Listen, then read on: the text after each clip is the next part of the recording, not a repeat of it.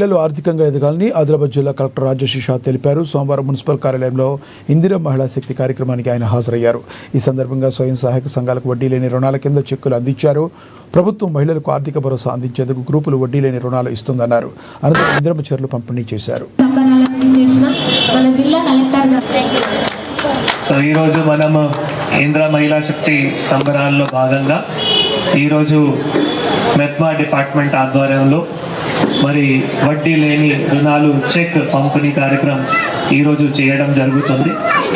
ఈరోజు ఈ కార్యక్రమంలో నాతో పాటు వచ్చిన గౌరవ గ్రంథాలయ సంస్థ చైర్మన్ గారు నర్సయ్య గారు, మన మెప్మా శ్రీనివాస్ గారు, ప్రింట్ ఎలక్ట్రానిక్ మీడియాకి, మున్సిపల్ సిబ్బందికి అందరికీ కూడా నమస్కారం. ఎవరైతే మళ్ళీ టైమ్లీ లోన్ కూడా రీపేమెంట్ చేస్తున్నారో వాళ్ళ పెద్ద మున్సిపాలిటీ 1049 సంఘాలలో 4,25,70,880 రూపాయలు ఇంత అమౌంట్ మళ్ళీ ఒక్కొక్క సంఘాలు బ్యాంక్ అకౌంట్లో ఈరోజు డీబీటీ